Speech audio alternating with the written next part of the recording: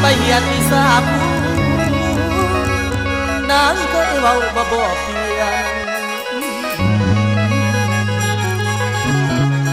โอ้แฟนเอ้ยบาดเมื่อสิ้นปีน้องมีคนมาสิไกลหัวใจอายแต่สลายงานความงามพอเดือแฟนอา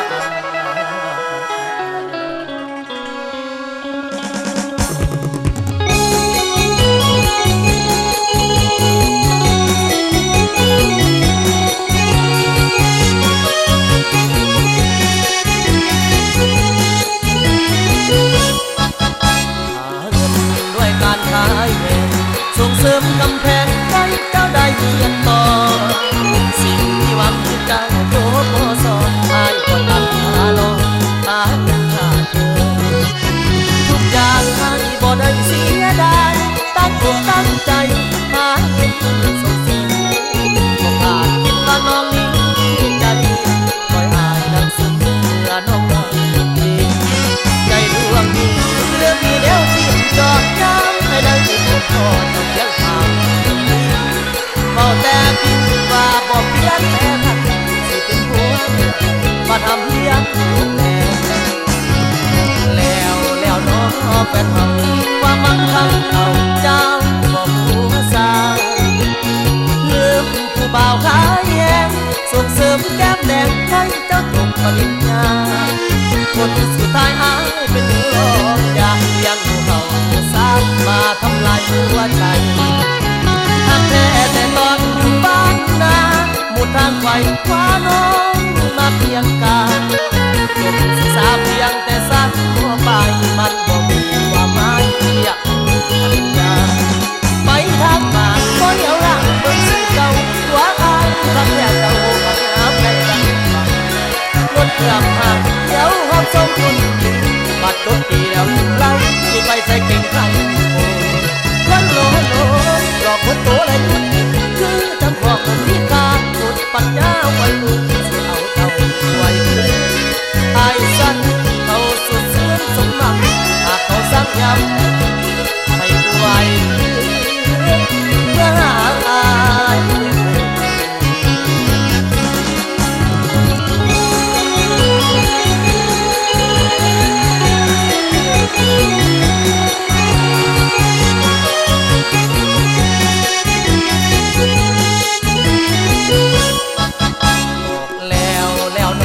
แฟนเขา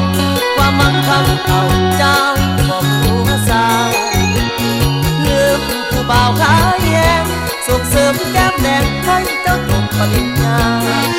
คนสุดท้ายอายเป็นหนูหลอกอยากเลี้ยงหนูเขาสร้างมาทำลายหัวใจหากแท้แต่ตอนอยู่บ้านนาหมุดทางไขว่คว้าน้องมาเพียงกายจบศึกษาเพียงแต่สั้นทั่วไปมันบ่มีความหมายอยากปริญญาไปทางหน้าก็เหี่ยวร่างเบิ่งสู่เก่าตัวอายทำแย่เจ้ามาหาได้กันรถเครื่องห่างเดี๋ยวหอบส่งคนบัดรถตีแล้วไล่ที่ไปใส่เก่งขันโอ้คนโลหลอกคนโตเลยคือจำพวกคนที่กาหมดปัญญาไว้ลูกสิเอาเท่าไว้คืนไอ้สั้นเขาสุดเสื่อมสมหวัง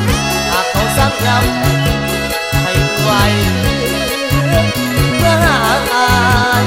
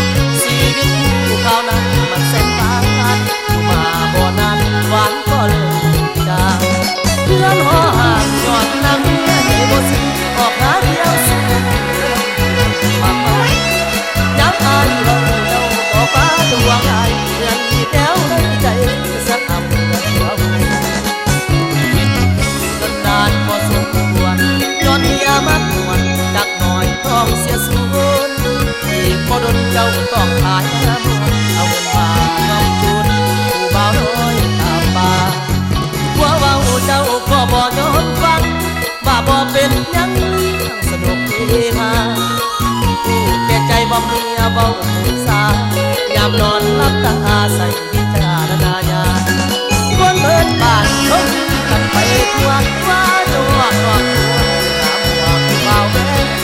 เที่ยวโซ่แจงหัวบอดตาหัวบอดดีสร้างแต่ความสุขยานลูกคนหน่อยพิษหลายหน่อยว่าแพงก็เคยมาอยู่เทหาเรื่องน้องว่าขอให้เลี้ยงกันทุกอย่างให้ยังเพราะว่าหาดังเดียวนี้หลายแล้วอย่าเชื่อแอวหลายดวง